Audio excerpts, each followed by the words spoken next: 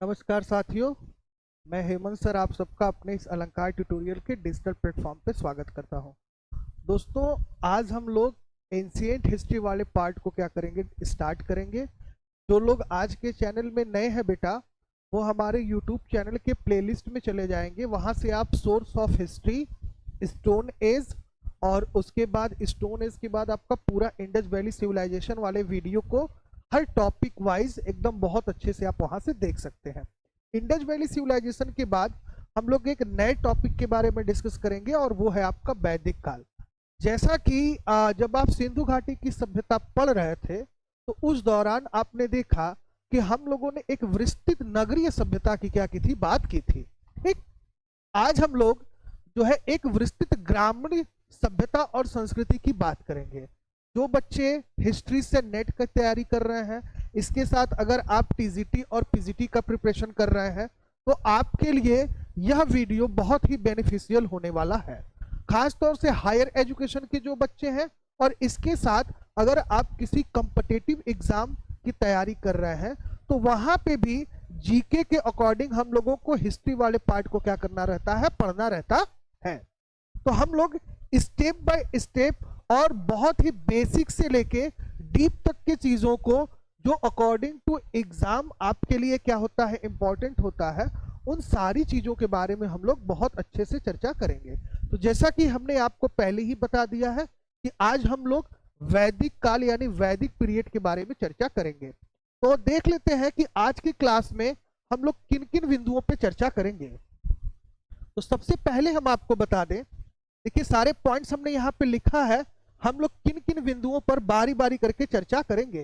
तो सबसे पहले है आपका वैदिक काल के प्रमुख स्रोत एवं प्रमाण, यानी सबसे पहले हम वैदिक काल के जो है एविडेंस के बारे में चर्चा करेंगे। अब चूंकि आप इतिहास में जानते हैं, स्रोत जो होता है, प्रमाण जो होता है, वो दो प्रकार का होता है। पहले प्रमाण की अगर बात की जाए तो पहला जो प्रमाण होता है उसको हम लोग लिटरेचर मटेरियल अर्थात साहित्यिक स्रोत कहते हैं, और दूसरा जो प्रमाण होता है आपका उसको हम लोग कहते हैं आर्कियो मटेरियल यानी पुरातात्विक प्रमाण। ठीक, तो सबसे पहले हम लोग वैदिक काल से संबंधित जो है स्रोत के बारे में क्या करेंगे, चर्चा करेंगे, उसके प्रमाण के बारे में चर्चा करेंगे।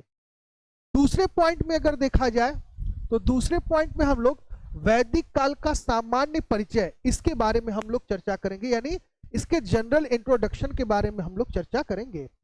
तीसरे पॉइंट के रूप में अगर देखा जाए तो आर्य और आर्यों का आदि स्थान, इस चीज को लेकर काफी कंफ्यूजन रहता है, बहुत विवादास्पद विषय है ये कि आर्य कहाँ के रहने वाले थे। बहुत से लोगों का ये मानना है कि भैया आर्य जो थे वो भारत के ही रहने वाले थे। उनका ये मानना है कि इंडस वैली सिविलाइजेशन जब नष्ट हुआ तो उसी सिविलाइजेशन के कुछ लोग बच गए और वह गंगा और यमुना और सरस्वती के मैदानी वाले एरिया में जाकर वहां से इन्होंने एक नए प्रकार की सभ्यता, एक नए सिविलाइजेशन को डिस्कवर किया, जिसको हम वैदिक काल के नाम से क्या करते हैं, जानते हैं। ठीक, अब चौथे पार्ट की अगर बात करें तो हम इसके जियोग्राफिकल स्ट्रक्चर के बारे में बात करेंगे। किसके बारे में बात करेंगे, जियोग्राफिकल स्ट्रक्चर के बारे में हम लोग इस पे चर्चा करेंगे, यानी इसका जो एक तरीके से भौगोलिक स्वरूप है उसके विषय में हम लोग क्या करेंगे, चर्चा करेंगे कि इसका जो भौगोलिक स्वरूप था वो क्या था। जैसे आप इंडस वैली सिविलाइजेशन की बात करते हैं, सिंधु घाटी सभ्यता की बात करते हैं, तो उसके भौगोलिक स्ट्रक्चर के बारे में हम लोगों ने देखा था कि यह सभ्यता किस प्रकार से भारत की किस भौगोलिक पृष्ठभूमि पर विकसित हुआ था। उसी तरीके से हम लोग देखेंगे कि ये वैदिक कालीन जो सभ्यता है, इसका एक जियोग्राफिकल हिस्ट्री जो है या जियोग्राफिकल स्ट्रक्चर जो था वो क्या था। आगे अगर पांचवें पॉइंट्स की बात करें तो हम लोग डिवाइडेशन ऑफ वैदिक पीरियड की बात करेंगे, यानी इसके काल विभाजन की बात करेंगे कि क्योंकि देखिए वैदिक काल जो है वो बहुत ही एक विस्तृत जो है क्या है, सभ्यता और संस्कृति है, यानी सिविलाइजेशन एंड कल्चर है। तो इसको एक साथ पढ़ना बहुत ही ब्रॉड हो जाएगा, बहुत ही बड़ा हो जाएगा। तो इसको दो पार्ट्स में डिवाइड कर दिया गया है। एक को हम लोग क्या करते हैं, अर्ली वैदिक पीरियड के नाम से जानते हैं, और दूसरे को हम लोग लेटर वैदिक पीरियड के नाम से जानते हैं, जिसे हम लोग पूर्व वैदिक या ऋग वैदिक कालीन सभ्यता कहते हैं। दूसरे को हम लोग उत्तर वैदिक कालीन सभ्यता कहते हैं। इसके साथ ही साथ अब चूंकि बात संस्कृति की हो रही है, तो संस्कृति के अंतर्गत किसी भी जगह का या किसी भी राष्ट्र का या किसी भी सिविलाइजेशन का उसमें क्या होता है, सामाजिक, राजनीतिक, आर्थिक, धार्मिक और सांस्कृतिक सभी प्रकार की चीजें उसमें सम्मिलित होती हैं। अंत में हम लोग वैदिक काल से संबंधित महत्वपूर्ण तथ्यों के बारे में क्या करेंगे, चर्चा करेंगे। तो एक एक बिंदुओं पर हम लोग जो है अपनी बात को स्टार्ट करते हैं। तो सबसे पहले पॉइंट की अगर बात की जाए तो पहला पॉइंट है वैदिक काल के प्रमुख स्रोत एवं प्रमाण। तो पहले मैं आपको बता दूं कि ये जो आपका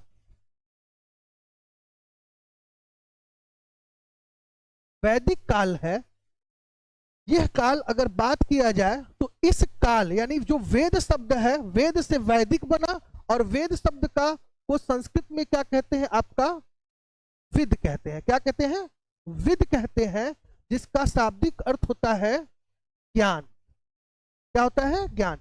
यानी वैदिक काल शब्द जो हुआ है वो विद शब्द यानी विद धातु से बना है, जिसका शाब्दिक अर्थ होता है क्या, ज्ञान।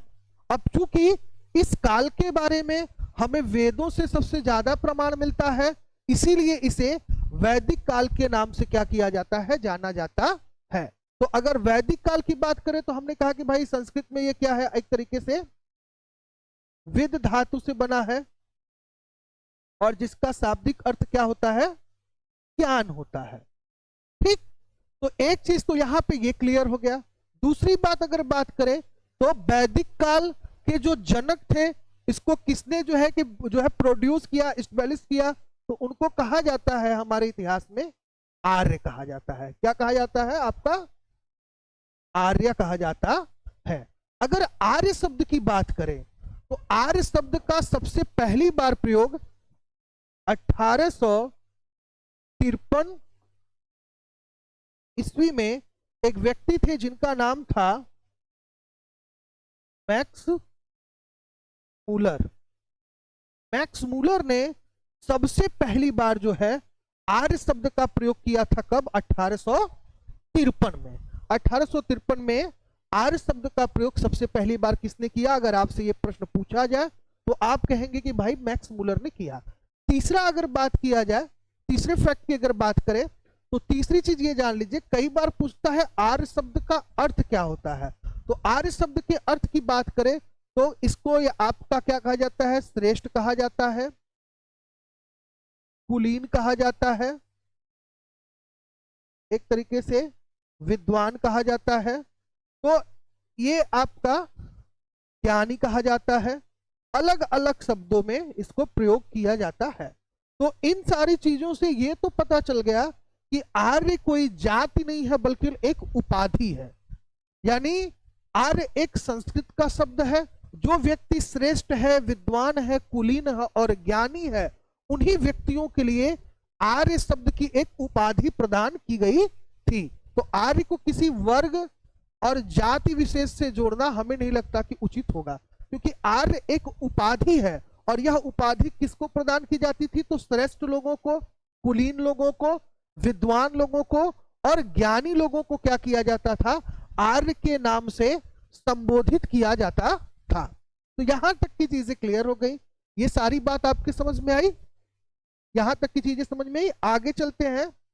अब चूंकि हमारा जो टॉपिक है, हमने कहा कि हमारे टॉपिक में क्या है कि हम लोग पढ़ रहे हैं वैदिक काल के प्रमुख स्रोत एवं प्रमाण। ठीक, स्क्रीनशॉट इसका लेते रहिए और चाहे तो आप इसका नोट्स भी बनाते चल सकते हैं।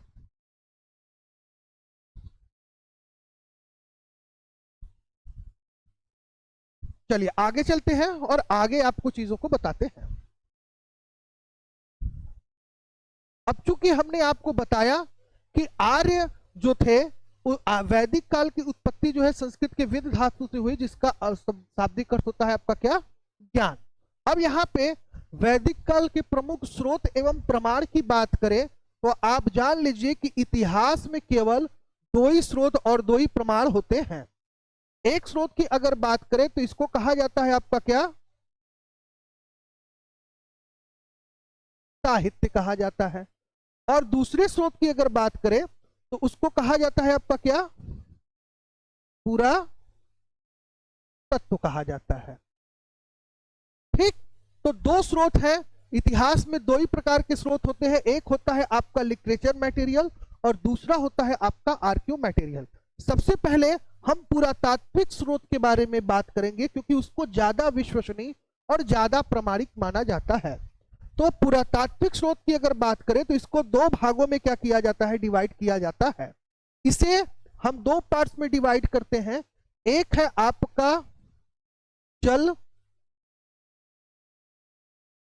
स्रोत और दूसरा है आपका अचल स्रोत।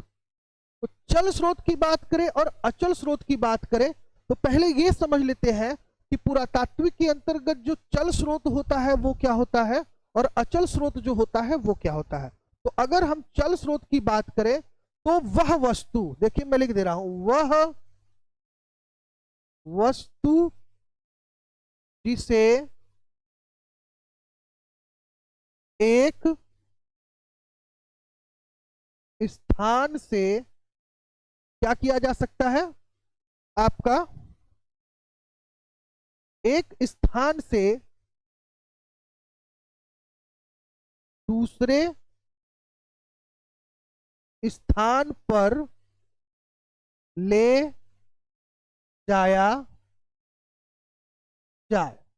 यानी चल सामग्री के अंतर्गत क्या आता है, तो चल सामग्री के अंतर्गत क्या है कि वह सामग्री या वह वस्तु जिसे एक स्थान से दूसरे स्थान पर क्या किया जा सकता है, ले जाया जा सकता है। वही अगर हम अचल स्रोत की बात करें, ठीक है, तो अचल स्रोत के अंतर्गत क्या होता है कि वह सामग्री, देखिए इसको भी लिख देते हैं, वह सामग्री जिसे एक स्थान से दूसरे स्थान पर नहीं ले जा सकते। अब यहां पे प्रश्न ये उठता है कि भाई वह कौन सी सामग्री है जिसको एक स्थान से दूसरे स्थान पर ले जाया जा सकता है, या वह कौन सी सामग्री है जिसको जो है कहीं ले जाया नहीं जा सकता। तो अगर इसके अंदर बात किया जाए तो इसके अंदर आ जाएंगे आपके क्या, बर्तन आ गए, आभूषण आ गए और औजार आ गए। तो इन चीजों को एक स्थान से दूसरे स्थान पर ले जाया जा सकता है। बर्तन को भी ले जा सकते हैं, आभूषण को भी ले जा सकते हैं और औजार को भी हम लोग क्या कर सकते हैं, ले जा सकते हैं। इसी तरीके से अगर हम अचल सामग्री की बात करें तो अचल सामग्री के अंतर्गत कौन कौन सी चीजें आती हैं उसको जान लेते हैं। तो देखिए अचल सामग्री के अंतर्गत आपका आता है कब्रगाह, कब्रगाह हो गया, इसके बाद मंदिर हो गया, मठ हो गया, भवन हो गया, स्मारक हो गया। इन चीजों को एक स्थान से दूसरे स्थान पर नहीं ले जाया जा सकता। तो पुरातात्विक स्रोत की अगर बात करें, अगर हम पार्ट बी की बात कर रहे हैं और पार्ट बी में अगर आर्क्यू मटेरियल है तो आर्क्यू मटेरियल के अंतर्गत आप बहुत अच्छे से समझ लीजिए, इसको दो भागों में विभाजित किया जाता है। जो इतिहास के विद्यार्थी हैं, जो टीजीटी और पीजीटी की तैयारी कर रहे हैं, वो इस चीज को बहुत भली भांति तरीके से समझ पाएंगे और परीक्षाओं में कई बार वस्तुओं को चल और अचल दो भागों में डिवाइड करके क्या करता है, प्रश्न पूछ लेता है। ठीक, तो यहाँ पे देखो साथियों, ये बता रहे थे हम कि पुरातात्विक जो वस्तु है उसको दो भागों में हम बांट देते हैं, एक चल स्रोत और दूसरा अचल स्रोत। चल स्रोत यानी वह वस्तु जिसे एक स्थान से दूसरे स्थान पर नहीं ले जाया जा सकता है, जिसमें बर्तन, आभूषण और औजार आते हैं। अचल स्रोत की बात करें तो वह सामग्री जिसे एक स्थान से दूसरे स्थान पर क्या किया जा सकता है, नहीं ले जाया जा सकता है, जिसमें कब्रगाह, मंदिर, मठ और भवन और स्मारक आ जाते हैं। ठीक, तो ये आपका क्या है, पुरातात्विक स्रोत है। ये पुरातात्विक स्रोत के बारे में थोड़ी सी जानकारी है। अब थोड़ी सी और आगे हम लोग बढ़ेंगे और हम लोग पढ़ेंगे कि वैदिक काल के से संबंधित ऐसे कौन से आर्क्यू मटेरियल हैं, ऐसे कौन से पुरातात्विक स्रोत हैं जो हमें वैदिक काल के बारे में विस्तृत जानकारी देते हैं। बेटा आप हमारे चैनल से जुड़ जाइए। अगर आप हिस्ट्री नेट की तैयारी कर रहे हैं या अगर हिस्ट्री टीजीटी और पीजीटी की तैयारी कर रहे हैं तो मैं बहुत ही विधिवत तरीके से आपका बहुत ही अच्छे से हर टॉपिक पे बेसिक टू डीपली डिस्कस करूंगा और ये सारा वीडियो आपको पढ़ा यूट्यूब चैनल के प्लेलिस्ट से हिस्ट्री वाले पार्ट से मिल जाएगा और वहां से आप अपनी तैयारी बहुत ही अच्छे तरीके से कर सकते हैं। आप चाहे तो गूगल प्ले स्टोर से हमारे ऐप को भी डाउनलोड कर सकते हैं। पढ़ा ऐप आप सर्च करेंगे, वहां प्ले स्टोर पे आपका लोगो पढ़ा के नाम से आ जाएगा, उसको आप डाउनलोड कर ले। वहां से आपको रिकॉर्डेड कोर्स भी प्रोवाइड हो जाएगा। तो ये आपको पूरी फ्री में क्लासेस प्रोवाइड की जा रही है जिसका कोई शुल्क आपसे नहीं लिया जा रहा है।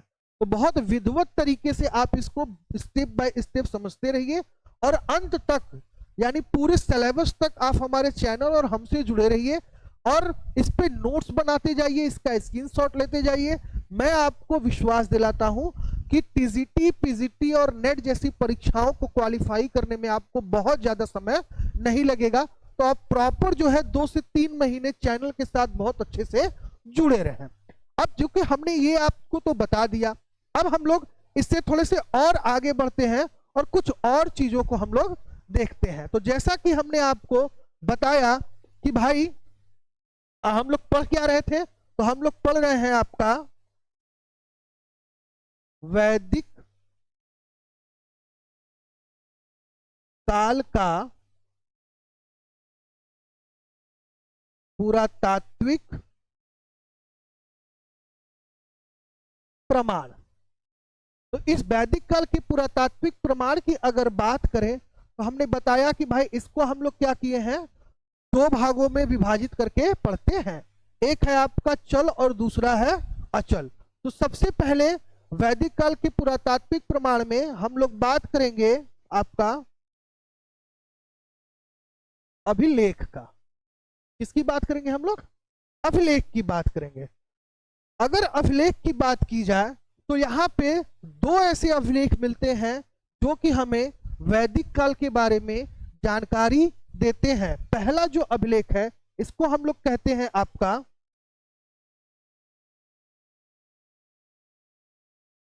बोगस कोई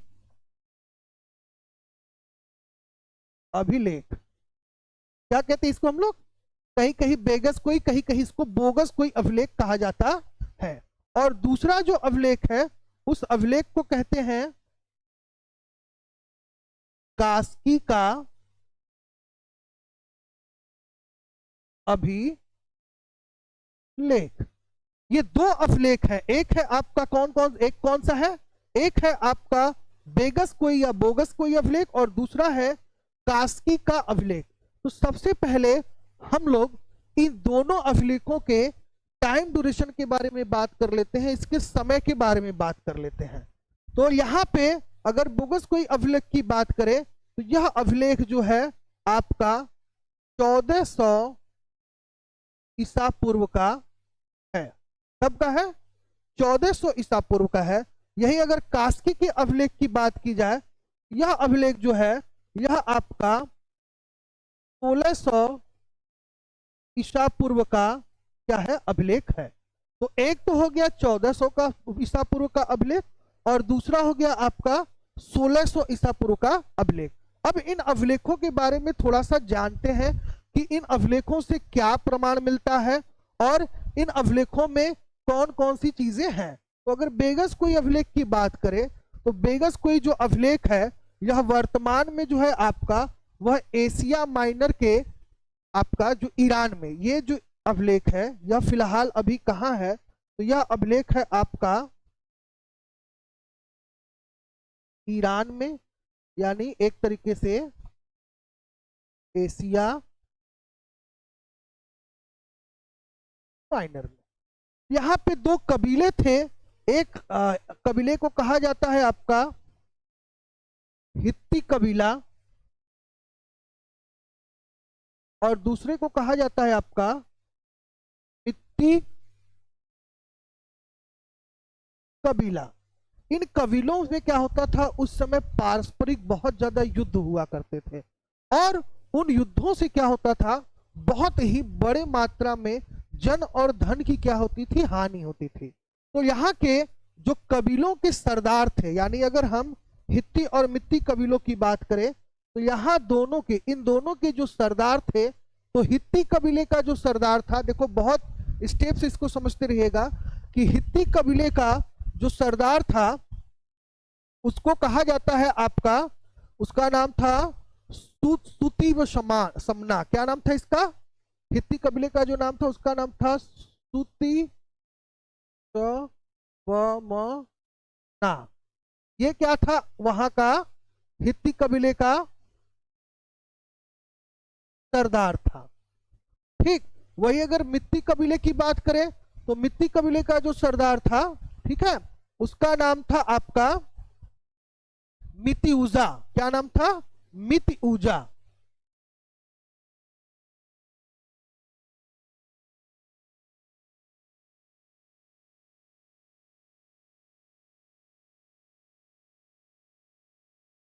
ठीक, तो ये क्या था, हित्ती कबीले की अगर बात करें, मित्ती कबीले की अगर बात करें तो हित्ती कबीले का जो सरदार था उसको कहा जाता है स्तुति शमना और मित्ती कबीले का जो सरदार था उसको कहा जाता है मिति ऊजा।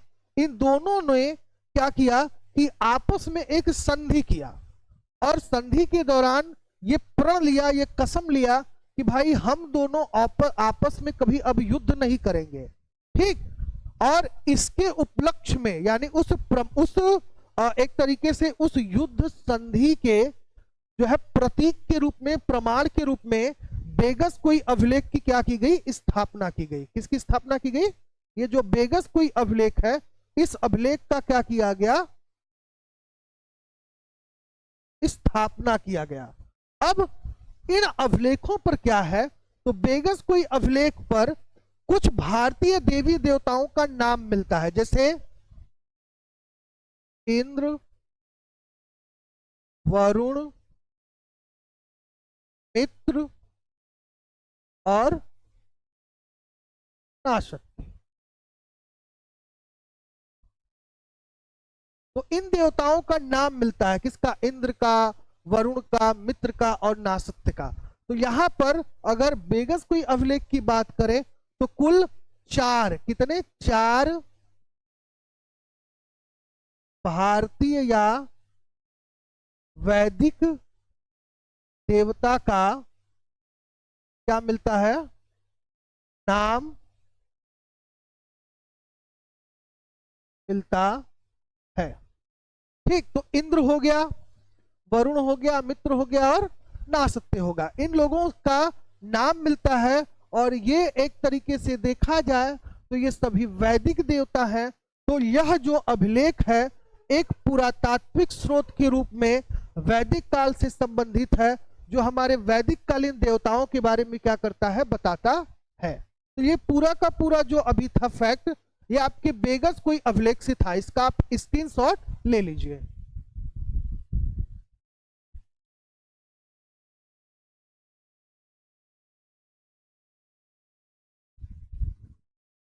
ठीक, चलिए आगे चलते हैं और अब हम बात करते हैं आपके कास्की के अभिलेख का। किसका, कास्की के अभिलेख का। तो अगर हम कास्की के अभिलेख की बात करें तो पहले तो जान लीजिए कि इसका यानी कास्की जो है, यह अभिलेख भी आपका कहां का है, तो यह अभिलेख भी आपका ईरान में है। कहां पे है, ईरान में है। और इस अभिलेख से यह प्रमाण मिलता है कि जो उत्तर वैदिक कालीन आर्य थे, यानी जो आर्य थे, उनके मतलब यहाँ पे आने का प्रमाण मिलता है। यानी जो कास्की अभिलेख है, कास्की अभिलेख में आर्यों के आगमन का क्या मिलता है, प्रमाण मिलता है।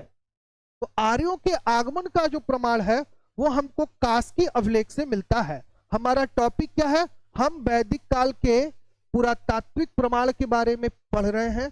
पुरातात्विक प्रमाण के बारे में सबसे पहले हम लोग जो पहला पुरातात्विक स्रोत मिला है जो कि हमें वैदिक संस्कृति के बारे में परिचित कराता है, तो वो है आपका अभिलेख। अभिलेखों में हमने दो अभिलेखों को पढ़ा, एक है आपका बेगस कोई अभिलेख और दूसरा है आपका कास्की का अभिलेख। ठीक, तो बेगस कोई अभिलेख के बारे में हमने आपको जानकारी दे दिया और कास्की के अभिलेख में भी हमने आपको जानकारी दे दिया। अब हम बात करेंगे दूसरे पुरातात्विक स्रोत के बारे में। तो इसका दूसरा जो पुरातात्विक स्रोत है, चलिए उसके बारे में हम लोग क्या करते हैं, चर्चा करते हैं या बात करते हैं। तो दूसरा इसका जो स्रोत है वह है आपका जो प्रमुख स्रोत यानी प्रमाण की बात कर रहे हैं, स्रोत और प्रमाण हम लोग पढ़ रहे हैं। तो अभिलेख वाला पार्ट तो क्लियर हो गया। अब दूसरा हम लोग पढ़ेंगे क्या, आपका मृद भांड, जिसको कहा जाता है क्या भाई, बर्तन।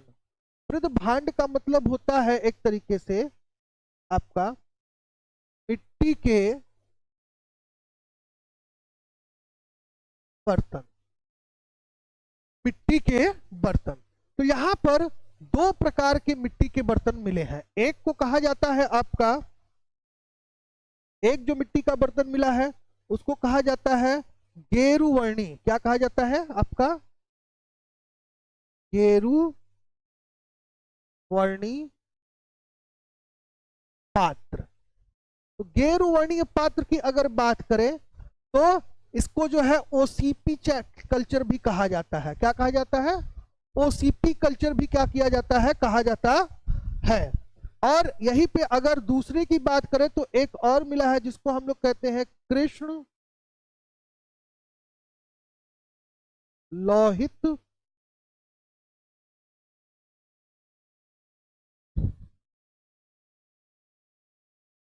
लोहित मृद भांड। इसका संबंध आपके एनवीपी कल्चर से क्या किया जाता है, माना जाता है। तो अगर मिट्टी के बर्तनों की बात की जाए तो ये दो प्रकार के जो है आपके क्या हैं, बर्तन मिलते हैं जो कि हमें क्या करते हैं, ऋग्वैदिक काल के बारे में जानकारी उपलब्ध कराते हैं। तो पुरातात्विक स्रोत के रूप में अगर देखा जाए तो दो स्रोत हम लोग पढ़ लिए।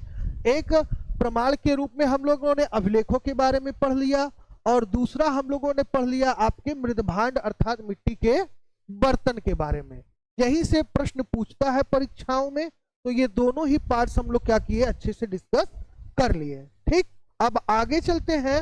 और चूंकि हमने आपको बताया था कि भाई देखिए क्या है कि जो प्रमाण है इसको हम लोग दो भागों में क्या करते हैं, बांटते हैं। तो हमने कहा कि भाई जैसे आपका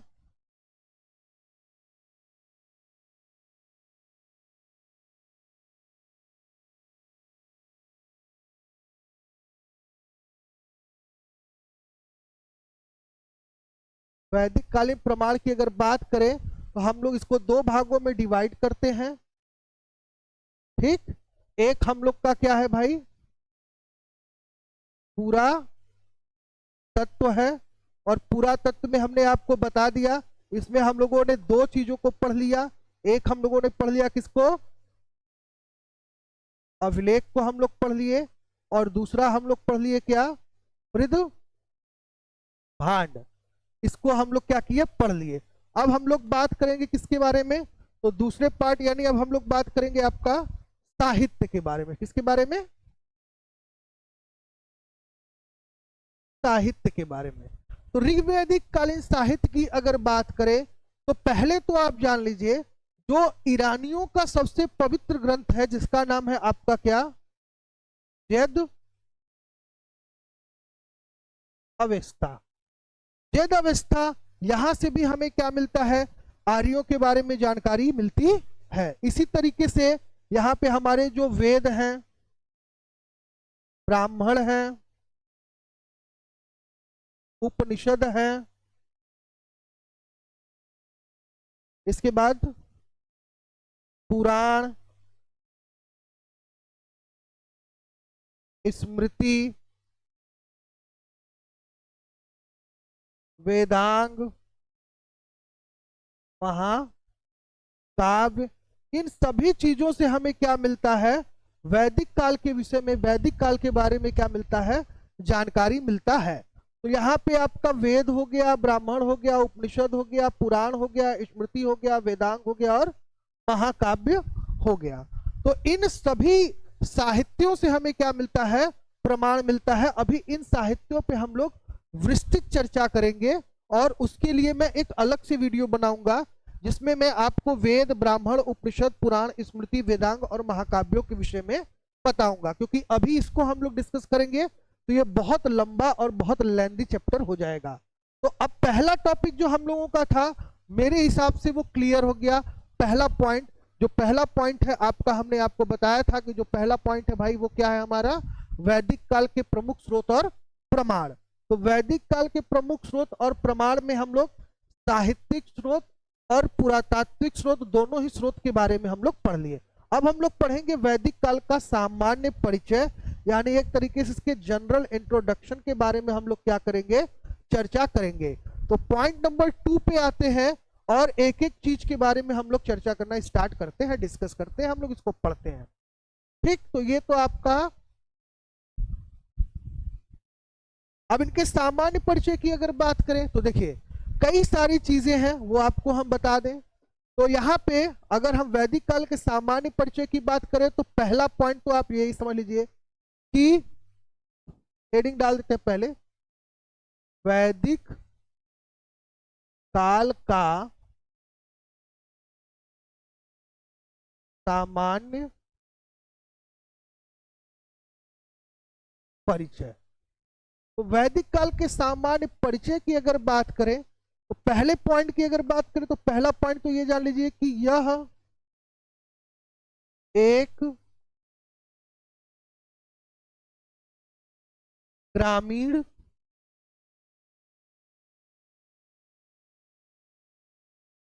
सभ्यता और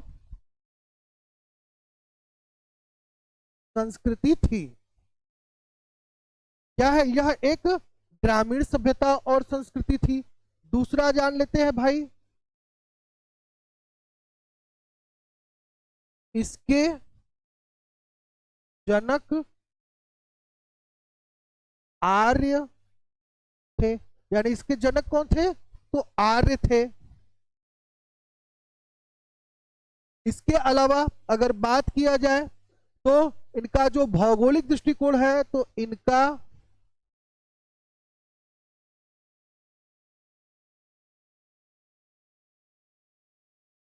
भौगोलिक क्षेत्र गंगा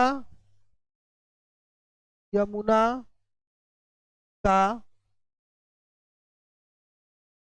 मैदानी क्षेत्र था।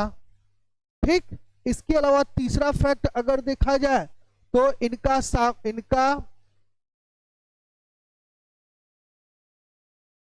समाज,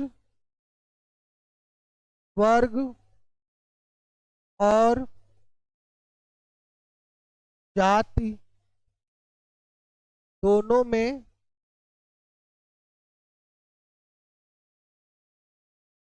विभाजित था। इसका स्क्रीनशॉट ले लीजिए, फिर मैं और इसके फैक्ट्स के बारे में बताता हूं। तो एक एक पॉइंट सुन लीजिए। अगर वैदिक काल के सामान्य परिचय की अगर हम बात करें, इसकी अगर हम बात करें तो सबसे पहला हमने आपको बता दिया। पहले क्या है भाई? तो पहले है आपका कि यह एक ग्रामीण सभ्यता और संस्कृति थी। इसके जनक आर्य थे। इनका भौगोलिक क्षेत्र गंगा यमुना का मैदानी क्षेत्र था। इनका समाज, वर्ग और जाति दोनों में विभाजित था। ठीक, ये आपका हो गया। अब आगे चलते हैं और कुछ आगे बिंदुओं पर हम लोग चर्चा करते हैं।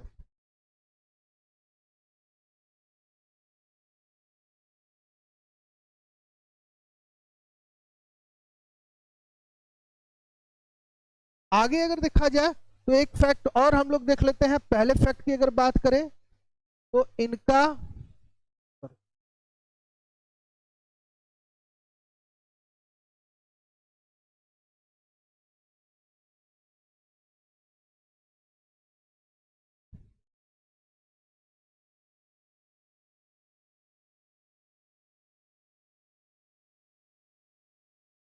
कालक्रम यानी जो समय है वो 1500 से लेके 600 ईसा पूर्व तक माना जाता है। ठीक, यानी अगर इनके कालक्रम की बात करें तो 1500 से 600 ईसा पूर्व तक क्या किया जाता है, इनका समय माना जाता है। ठीक है, इस सभ्यता और संस्कृति को दो भागों में बांटा जाता है। तो इस संस्कृति को दो भागों में बांटा गया है। एक है आपका क्या, तो एक है आपका ऋग वैदिक काल, जिसका समय माना जाता है 1500 से लेके 1000 ईसा पूर्व तक। वही दूसरे की अगर बात करें तो दूसरा है आपका उत्तर वैदिक काल। उत्तर वैदिक काल की बात करें तो ये आपका 1000 ईसा पूर्व से लगभग 600 ईसा पूर्व तक क्या किया जाता है, माना जाता है। तो ये कुछ सामान्य फैक्ट थे, कुछ जनरल फैक्ट थे, जिसके बारे में हम लोग क्या किए, यहाँ पे चर्चा किए। अब हम लोग अगले बिंदु पे चलते हैं, और अगला बिंदु है अब क्या, आर्यों का आदि स्थान। यानी जो आर्य थे उनका आदि स्थान, यानी वो रहने वाले कहाँ थे, रहने वाले कहाँ के थे, इसको लेकर बहुत से विचारकों में, बहुत से लोगों में बहुत ज्यादा कंफ्यूजन है। कुछ लोग तो कहते हैं कि भैया आर्य भारत के थे, और कुछ लोग कहते थे कि नहीं, आर्य जो है विदेशों से आए थे। तो सबसे पहले तो हम आपको बता दें कि ये जान लीजिए कि जो आपके आर्य थे, इस आर्य शब्द का, इस आर्य शब्द का प्रथम बार प्रयोग जो है वो किसने किया था, 1853 में मैक्स मूलर ने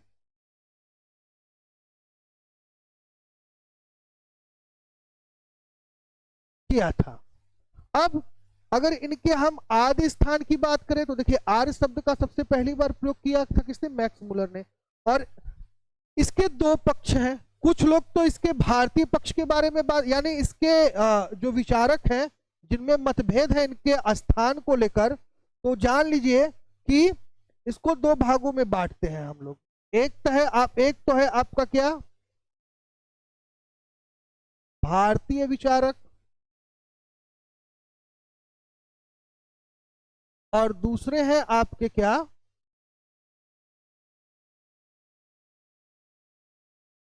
विदेशी विचारक। ये दो हैं जो कि अलग अलग तथ्य प्रस्तुत करते हैं आर्यों के आदि स्थान के बारे में। अगर भारतीयों की बात करें तो भारतीयों में आपका सबसे पहले जो आते हैं,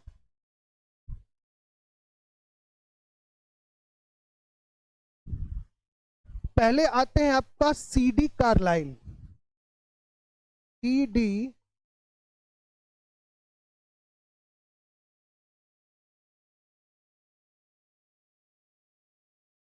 सीडी कार्लाइल सीडी कार्लाइल की अगर बात करें तो सीडी कार्लाइल एक भारतीय विचारक थे जो आर्यों का आदि स्थान जो है वो कश्मीर का हिमालय क्षेत्र मानते हैं। यानी अगर इनकी बात की जाए तो ये कहाँ का मानते हैं, तो ये मानते हैं कि भाई जो आर्य थे वो कश्मीर के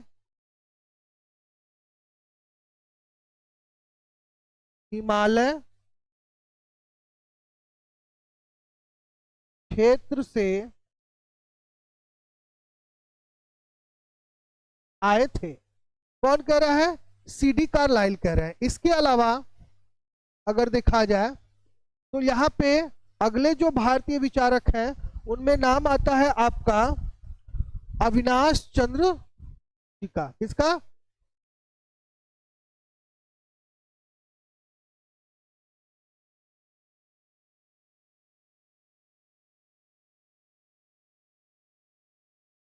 ये सप्त सैंधव प्रदेश का मानते हैं। कहाँ का? सप्त सैंधव प्रदेश। ये क्या मानते हैं कि जो आर्य थे वो कहां से आए थे भाई? सप्त सैंधव प्रदेश से आए थे। कौन मानता है? डॉक्टर अविनाश चंद्र।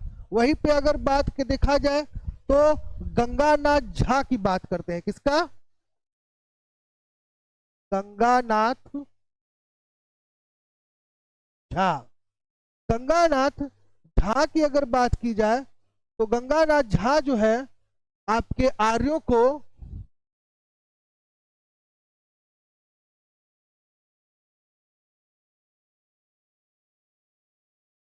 ब्रह्मर्षि प्रदेश और मध्य एशिया का मानते हैं। कौन? गंगानाथ झा। इसमें कुछ और लोग हैं जिसमें जो है राजबली पांडे की बात कर लेते हैं। तो राजबली पांडे की अगर बात करें तो डॉक्टर राजबली पांडे, डॉक्टर राजबली पांडे भी जो है आर्यों को आपका कहाँ का मानते हैं? तो मध्य एशिया। कहाँ का मानते हैं? मध्य एशिया का मानते हैं। तो जैसे कि हमने कहा कि आर्यों के आदि स्थान को लेकर बहुत ही मतभेद है।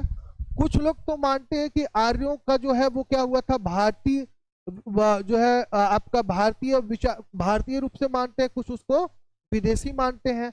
आर्य शब्द का सबसे पहली बार प्रयोग किसने किया था? तो मैक्स मुलर ने किया था। कब किया था? तो 1853 में किया था। अब हमने कहा कि भाई भारतीय पक्ष में पहले सीडी कार्लाइल आते हैं जो कश्मीर के हिमालय क्षेत्र का आर्यों को मानते हैं। डॉक्टर अविनाश चंद्र जो है आपके सप्त सैंधव का मानते हैं। गंगानाथ झा की बात करें तो ब्रह्म ऋषि प्रदेश की बात करते हैं। डॉक्टर राजबली पांडे की बात करें तो ये मध्य एशिया का मानते हैं। इसका स्क्रीनशॉट ले लीजिए आप।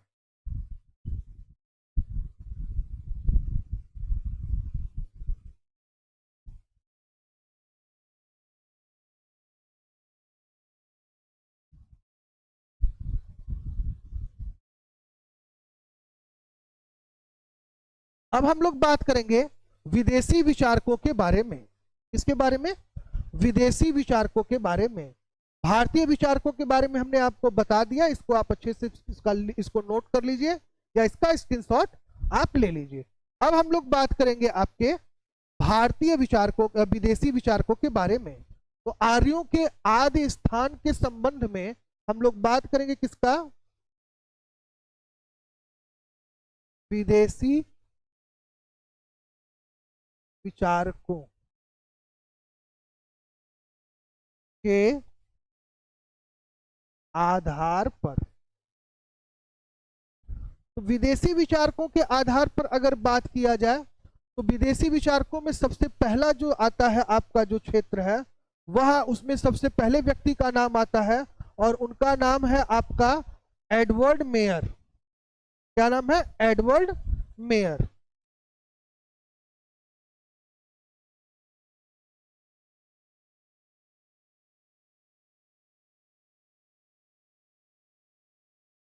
एडवर्ड मेयर की अगर बात करें तो एडवर्ड मेयर का यह मानना है कि जो ये आपके आर्य थे वह आपका भारत के बाहर, यानी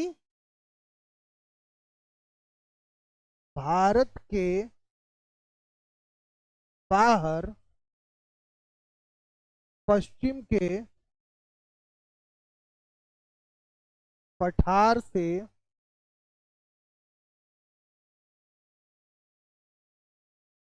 आए थे। कहां से आए थे? भारत के बाहर पश्चिम के पठार से आए थे। ये किसका मानना है? एडवर्ड का।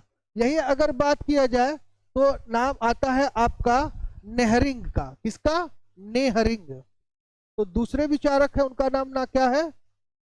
नेह रिंग। क्या आर्यों को जो है वो रूस का मानते हैं, कहाँ का, रूस का, रूस का मानते हैं। वही अगर बात किया जाए पी गाइल्स का, किसका, पी गाइल्स,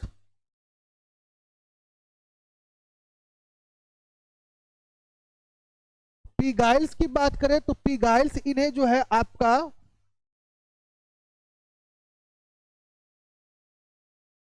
हंगरी का मानते हैं, कहाँ का,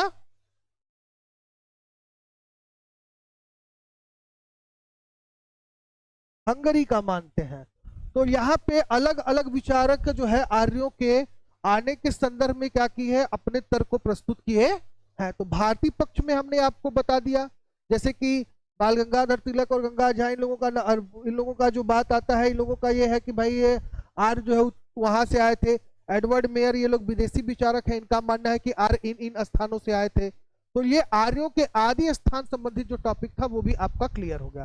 अब वैदिक काल का सामान्य परिचय हम लोग डिस्कस कर लिए हैं। हम लोग आगे चलेंगे और इनके भौगोलिक पृष्ठभूमि के बारे में क्या करेंगे, बात करेंगे, कि भौगोलिक पृष्ठभूमि के बारे में बात करेंगे। तो भौगोलिक पृष्ठभूमि की अगर बात की जाए तो आपको पता है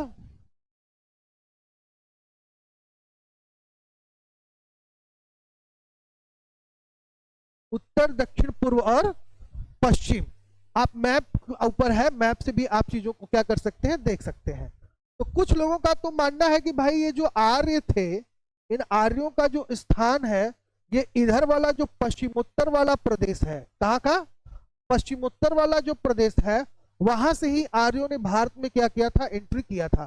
कुछ लोगों का यह मानना है कि आर्य जो है वो आपके उत्तर में हिमालय क्षेत्र से यहाँ पर आते हैं और इस तरीके से उनका इस वाले भाग से लेकर लगभग लगभग मध्य भारत तक क्या होता है, विकास होता है। प्रारंभिक आर्यों का जो क्षेत्रफल है, ये आपका जो ग्रीन वाला सिंबल है, यहाँ पे इधर ही क्या हुआ था ये बिंद क्षेत्र से होते हुए, हिमालय से बिंद क्षेत्र से होते हुए यह क्या हुए, इस क्षेत्र में जो है आए। और इनका जो है गंगा, यमुना, और चूंकि जहां इंडस वैली सिविलाइजेशन की बात करें तो आपका सरस्वती के आसपास सबसे ज्यादा विकास मिलता है। तो ये इनके आर्यों की अगर बात किया जाए तो कहा जाता है कि भाई विंध्याचल का जो ऊपरी भाग है वहां पर, या कुछ लोग कहते हैं कि नहीं पूर्वी भाग में अफगानिस्तान में इनका, वहां से इनका जो है भौगोलिक पृष्ठभूमि था। कुछ लोग जो है गंगा के पश्चिमी तट से मानते हैं। कुछ लोग मानते हैं कि जो है आपकी जो नदियां थी उन नदियों के आसपास इन सभ्यताओं का क्या हुआ था, विकास हुआ था। तो भौगोलिक पृष्ठभूमि की अगर बात करें तो हम ये कह सकते हैं कि ये आपका हिमालय क्षेत्र से लेते हुए, ये आपका विंध्य पर्वत से लेते हुए और सिंधु की जो नदियां थी सहायक, उन नदियों के आसपास इन सभ्यताओं का क्या, इस संस्कृति का विकास हुआ, जिसमें गंगा, यमुना, सरस्वती, इन नदियों का जो है वर्णन सबसे अधिक आता है। और इन नदियों में सबसे ज्यादा वर्णन आता है तो सरस्वती का आता है वैदिक साहित्यों में। अब बात करते हैं हम लोग वैदिक काल के विभाजन के बारे में। तो वैदिक काल के विभाजन की बात करें तो हमने आपको बताया था कि जो पहला पार्ट है उसको हम लोग क्या करते हैं, ऋग वैदिक काल के नाम से जानते हैं, जिसका समय आपका 1500 से 1000 ईसा पूर्व तक क्या किया जाता है, माना जाता है। यही अगर उत्तर वैदिक काल की बात करें तो उत्तर वैदिक काल का जो समय है वह आपका समय 1000 से लगभग 600 ईसा पूर्व तक क्या किया जाता है, माना जाता है। इन दोनों ही कालों में अगर देखा जाए तो बहुत सारे अंतर हैं। अगर ऋग वैदिक काल की बात करें तो इसके बारे में सबसे ज्यादा जानकारी हमको जो है ऋग्वेद से प्राप्त होता है, और बाकी के जो 3 वेद हैं,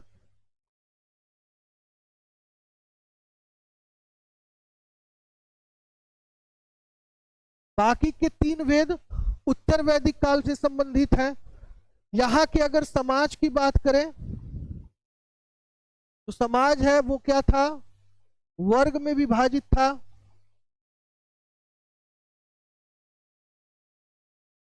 और यहाँ की अगर बात करें तो यहाँ पे क्या था, जाति व्यवस्था का उद्भव हो गया था।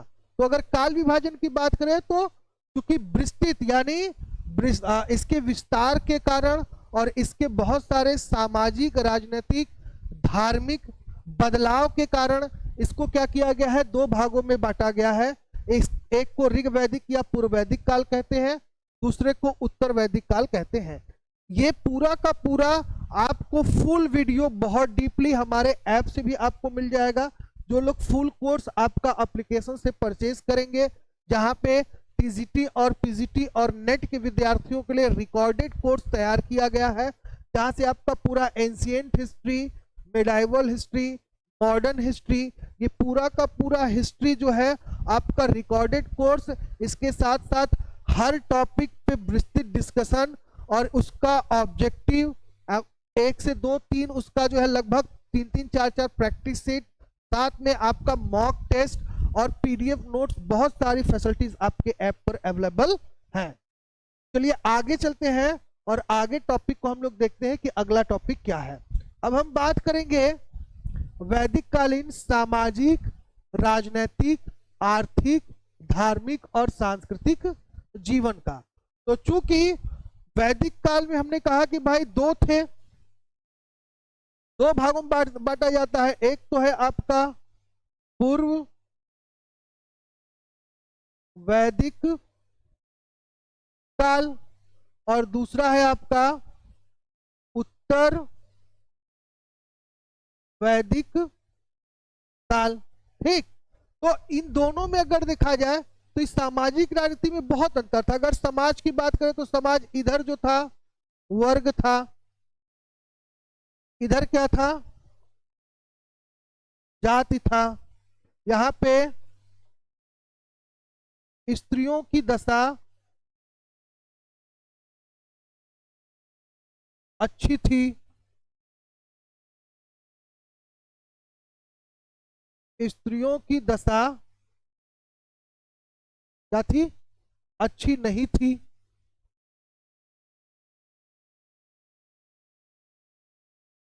अच्छी नहीं थी। इसके साथ साथ अगर देखा जाए तो यहां पे राजा का